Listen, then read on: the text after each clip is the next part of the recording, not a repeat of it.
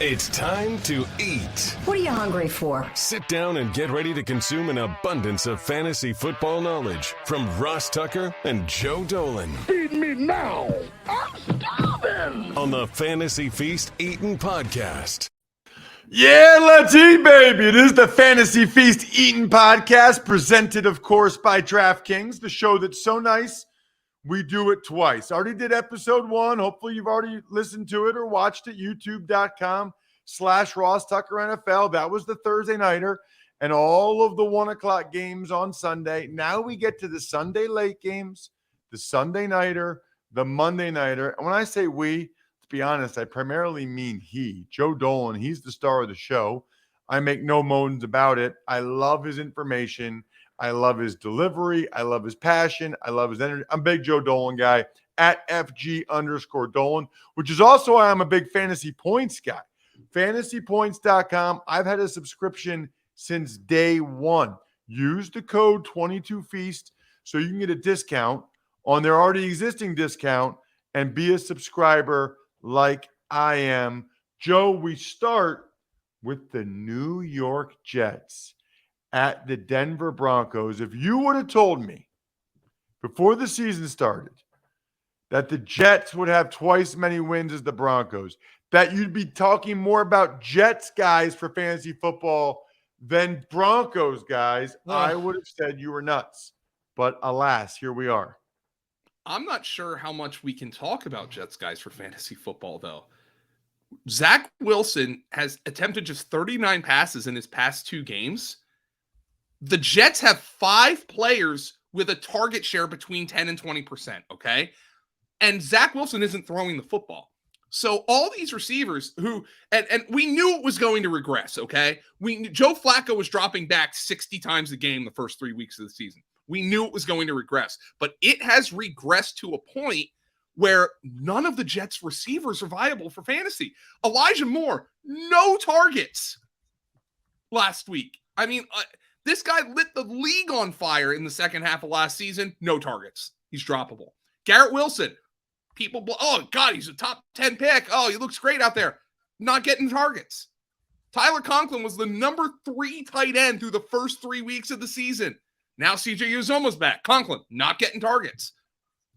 The one guy who the Jets are giving the football to is Breece Hall. And this guy is a stud. And, you know, I went on the little tangent on yesterday's podcast about the Packers and forcing a rotation where I don't think they need one. The Jets have stopped that. They've just been like, no, Mike LaFleur. No, we don't need to get Michael Carter going because we have Breece Hall.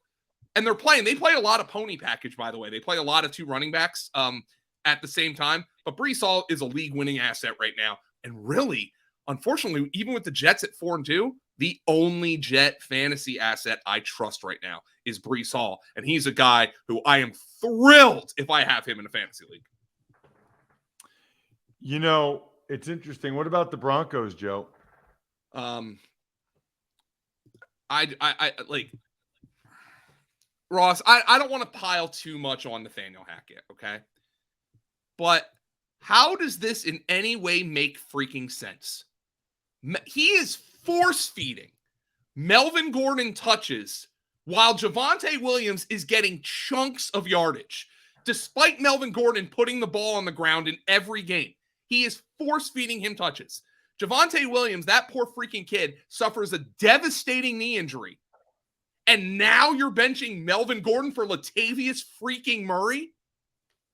How does this in any way make sense? This guy is 45 degrees of clueless. Russell Wilson is hurt now. He's got a shoulder. He's got a hamstring.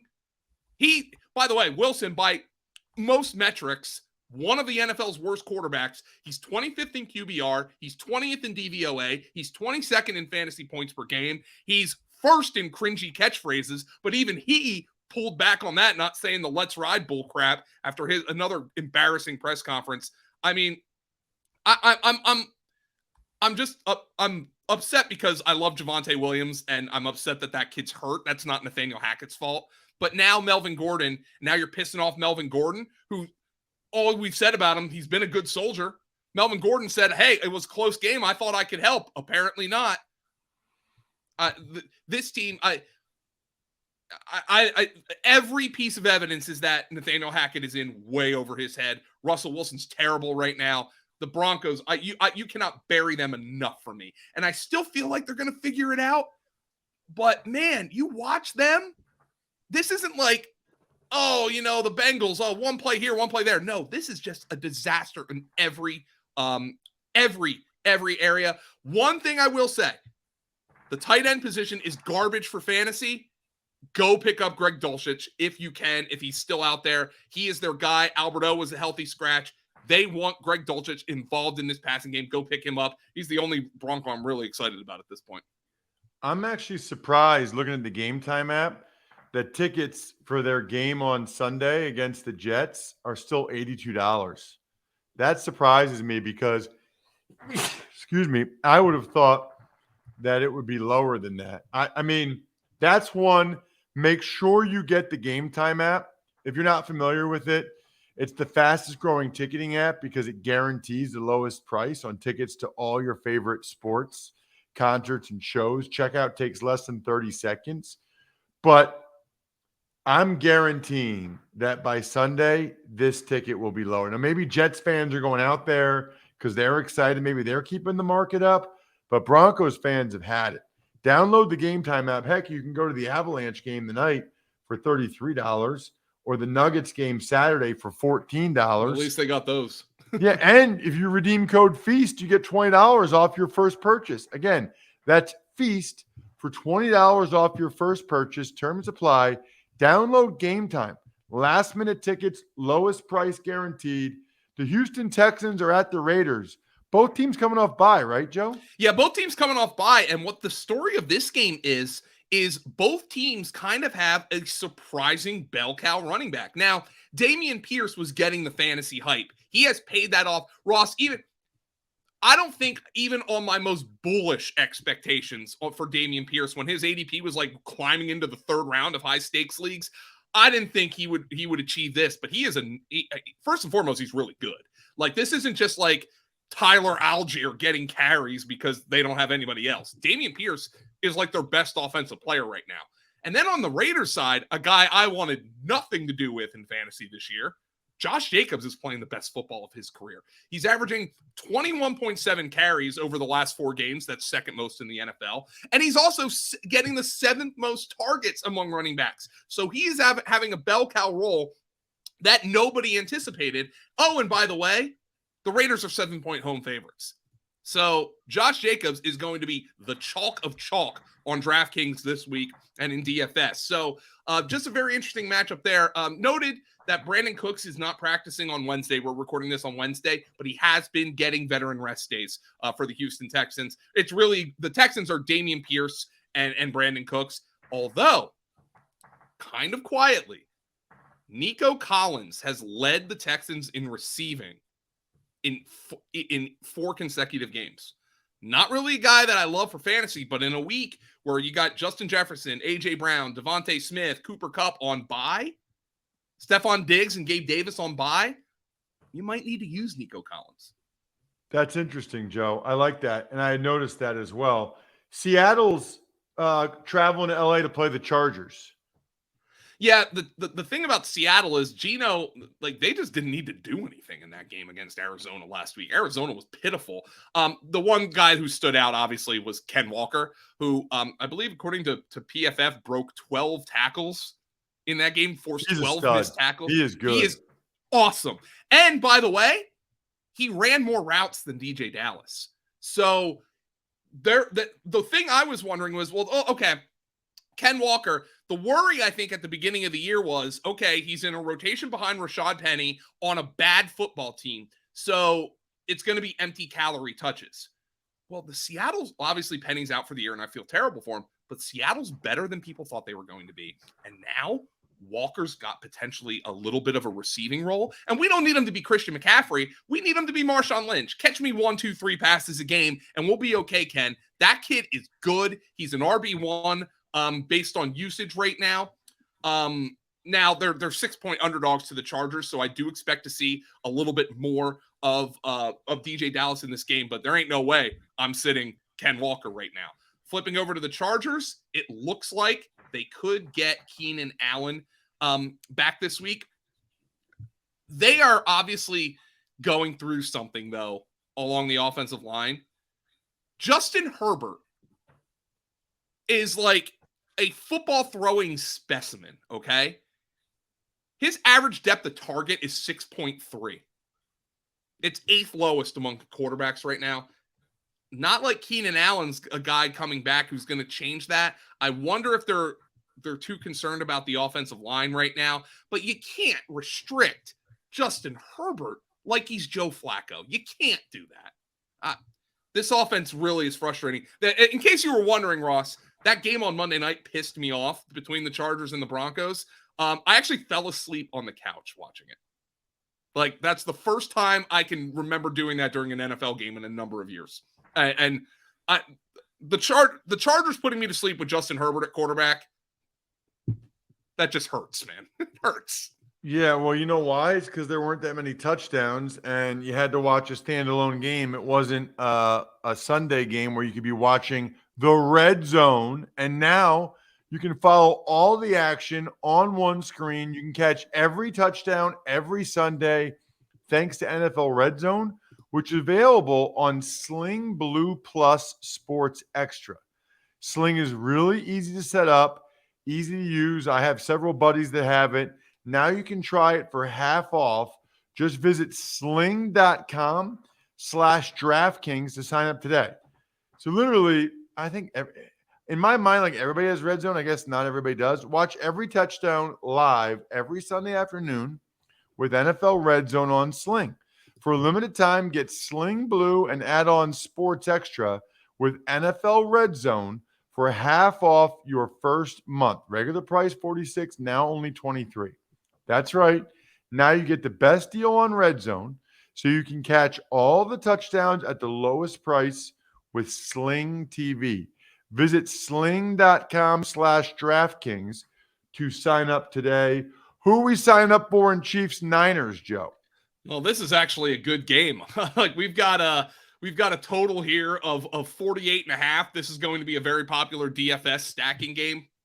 But the thing about the Chiefs is, who do you trust? I mean, Mahomes, obviously. Kelsey, obviously.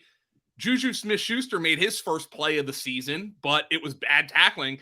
The one thing I will say is I think Juju probably has earned more trust from Andy Reid and Patrick Mahomes. He had a season-high snap share and a season-high route share in week 5, so I think he's firmly on the wide receiver 3 radar, especially in this game. But the problem here with the Chiefs is the touchdown luck for Clyde Edwards-Helaire has completely dried up. He hasn't even finished as a top 40 running back in each of the last 2 games. They are forcing a rotation there, getting McKinnon involved, getting Pacheco involved. If Clyde Edwards-Helaire does not score a touchdown, Clyde Edwards-Helaire is not going to come through for fantasy. He has scored fewer than 10 PPR fantasy points in 8 of his last 12 games without a touchdown. So very rarely without a score is he doing something of note for your fantasy lineup. He's being outsnapped by Jerick McKinnon. He's running fewer routes than Jerick McKinnon. Edwards-Helaire does not have the passing game role that he needs to succeed without the touchdowns. And that's concerning to me for the Kansas City Chiefs.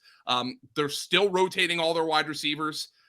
Like I said, Juju's the only one I can really consider putting in a lineup right now, unless you're dying on a bye week and you throw like Mecole Hardman in there. Valdez-Scantling didn't catch a ball last week, had a touchdown come off the board. The Chiefs right now are just a team that is going to move the ball, is going to score points. You just don't really know who's going to get those points, with the exception of Travis Kelce. What about the Niners?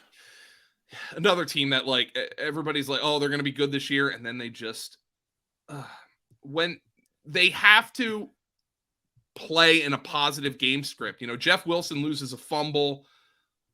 Jimmy G attempts 41 passes, the third most he's had in 50 career starts with the 49ers. He struggled. He's Jimmy Garoppolo, the one thing you would think you would say about him is, oh, he's an accurate quarterback. Well, he's 26 to 34 if qualified quarterbacks and catchable throw rate per fantasy points data. So he's not even throwing accurate balls. When he's pressured, his passer rating is 62, which is 20th of 32 qualified quarterbacks. Obviously, the offensive line has been an issue for them with the injuries that they've had. The good news is for the 49ers, if you have Brandon Ayuk, George Kittle, Deebo Samuel, this is a high projected total game with the 49ers operating as underdogs. That's good news because all three of those guys came through last week against Atlanta. That's not how the 49ers want to play because they were playing from behind, but it can speak to them being able to come through for fantasy for you in this matchup against Kansas City, who, by the way, has injury issues at the cornerback spot, as you saw last week against Buffalo. Steelers at the Dolphins, Joe. Right now, I don't think we know who the quarterback is for the Steelers. I think Tomlin said if Pickett passes the protocol, it'll be him, but we need to see if he passes it. We do know that Tua's back for the Dolphins. Yeah, Tua is going to be back. I'm sure the NFL is a little bit swallowing the Adam's apple there with Tua in an island game against the defense that really got after Tom Brady last week. Let's just call it like it is. By the way, number one for Miami, Jalen Waddle has a shoulder injury. He is not practicing on Wednesday. Mike McDaniel says he still expects him to play on Sunday, but our guy, Dr. Edwin Porras, thought it was an AC sprain, could cost him a game or two. So keep that in mind when you talk about Jalen Waddle. The fact of the matter is this: we undersold Tyreek Hill. I think the entire fantasy industry undersold Tyreek Hill. He has finished as a top 25 scoring wide receiver in 5 of his 6 games against Miami. He already has 3 top 5 games in 6 weeks as a Miami Dolphin. Tyreek Hill being available in the second round and often at the end of the second round is a league-winning type of fantasy play. And now Jalen Waddle's hurt. So Tyreek Hill to the freaking moon in this game against a Pittsburgh secondary that was... Again, one of the big disappointments for the Buccaneers, a Pittsburgh secondary, they had like 4 of their best players out, including Minka Fitzpatrick, and Mike Evans couldn't make plays down the field. I think Miami is going to have better luck doing that, though Miami's offensive line is a concern with both Teron Armstead and Austin Jackson still battling injuries. It's going to be a fascinating game. But Miami has also already confirmed to you that Raheem Mostert is their number 1 back. Miami is a touchdown favorite in this game. Should be a good spot for Mostert. All right, what about the Steelers, Joe? Yeah, we don't know who's going to be the quarterback. Mitchell Trubisky, ironically, played his best football. Now, first and foremost, though, great credit to Trubisky, credit to Chase Claypool. Claypool's fantasy fool's gold. Do not fall for it. They made the plays, okay? But how does Tampa Bay give up 3 3rd and 10 plus to Mitchell Trubisky? Just a really bad game. Najee Harris, thank the Lord he scored a touchdown. This guy, it is pulling teeth with this guy. I don't want my running backs playing behind a bad offensive line anyway, but especially not this guy. He's not a home run hitter. He never will be. They put Warren in some short yardage plays. Yeah, but like they said, he hits it up in there. Yeah, but here's the funny part. They said, Mike Tomlin last week, we're going to increase Jalen Warren's role. He gets 2 rushing yards. Najee Harris was still out there, but Najee Harris is getting 5 or more yards on just 26.5% of his carries. That is last among 39 qualifying running backs. He is seeing, this is part of an issue, 0.72 yards before first contact. That is 3rd lowest among running backs. He's been hit at or behind the line of scrimmage on 53% of his carries, which is the 4th highest among running backs. But I also think, Ross, that can be, look, the Steelers' offensive line is not good. We know that. But that can be a running back stat too, right? Getting hit behind the line of scrimmage. On some level, yeah. So I just don't think he's a good match for this offensive line, but he's still getting the snaps. If you play Najee Harris for fantasy, you just got to hope he scores a touchdown. Like, that's where we're at right now. You probably don't have the luxury of benching him with in a week where, Miles Sanders and Dalvin Cook and Darrell Henderson and Devin Singletary on by. But, that's kind of where we're at right now. I've got a team with Breece Hall, Ramondre Stevenson, and Najee on it. Najee was my first round keeper, and he's my RB3 right now. That's the fact. Yikes. You know what time it is, Joe? It's Labatt Blue Light time. Oh, football season is synonymous in my mind with Labatt Blue Light season. You know why? Because that's all we drank when I played for the Bills. So delicious. Still love having Labatt Blue Light as often as I can. There's no better way to watch your team on game day than with the pristine Canadian goodness of a cold Labatt Blue Light in hand. Stock up on some Labatt Blue Light, be the MVP of your tailgate, and share a Labatt on game day with your crew. Always enjoy responsibly. Love me some Labatt Blue Light. And I got to be honest with you, Joe, I love the way the Patriots are playing right now. I think they are going to smash the Bears on Monday night. Yeah, this is not a spot where, look, Justin Fields, when we consider him going 14-27 for like 190 yards, a good game, that's kind of where we're at. Now, he has been improving. Like, there's definitely some improvement there, but it's not the spot where I want to be playing Justin Fields. If I'm the Bears, I'd be scared to death about this spot with their young quarterback. The Patriots are 8-point favorites, and here's the thing the Patriots are going to do. I don't know how much I'm buying the quarterback controversy stuff. Zappe, though, is not turning the ball over. He's not making mistakes. And I think, like, with Mac Jones less than 100%, I think the Patriots can just sit here and say, all right, much in the same way the Cowboys did with Cooper Rush, we're going to wait until Bailey Zappe craps his pants before we really pull him out of the lineup. And I'm not sure it's going to be in this game because they're going to be able to run the ball. They're going to be able to run the ball early. They're going to be able to run the ball often. Ramondre Stevenson has run insanely hot. He leads all running backs in snaps over the last 2 weeks. He's a monster, by the way, from an analytical perspective.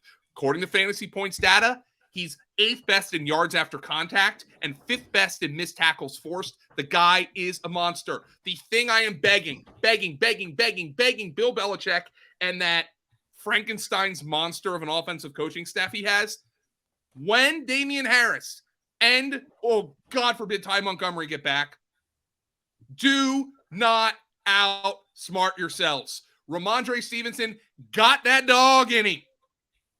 He is an RB1 for as long as Damian Harris is out. With the Patriots 8-point favorites against Chicago, that will continue to be the case. Flipping on over to the Bears, again, I think this is a horrifying spot for Justin Fields, but he has been a top 12 fantasy quarterback in his last 2 starts because of the rushing potential, which we weren't getting early in the season. But his passing numbers are just bad. And the Bears play New England and Dallas the next 2 weeks. David Montgomery has been their bell cow, but Coach Matt Eberflus said they are going to ride the hot hand going forward. Khalil Herbert has had a little bit more juice, so I'm going to knock David Montgomery on my personal depth chart now for the time being. Khalil Herbert, if he's out there on waiver wires, should probably be picked up in case the Bears decide he is the hotter of the 2 backs. Not allowed to talk about the Bears, Joe. Nope. That's about it. Khalil Herbert, Montgomery. Darnell Mooney is usable now only because Fields looks like somebody who every now and again has thrown a football before, which is an improvement for where he was early in the season. But again, the Patriots, I'm not really sure this is the matchup where Justin Fields is going to get really right. After what they did to Jared Goff 2 weeks ago, yeah, no thanks. Check him out on social media, please, at FG_Dolan. He is a stud. And get the rest of his work over at fantasypoints.com using that glorious code 22Feast. I can be found at Ross Tucker NFL. We got the daily Ross Tucker football podcast, even money betting podcast, college draft podcast, where we make picks against the spread on the biggest games. And of course, Andrew does a great job with his Business of Sports podcast, the great Andrew Brandt. Other than that, I am stuffed. We are done. Thanks for listening to the Fantasy Feast podcast. Make sure to also subscribe to the Ross Tucker Football Podcast, Even Money, Business of Sports, and the College Draft. All available at Apple Podcasts, rosstucker.com, or wherever podcasts can be found.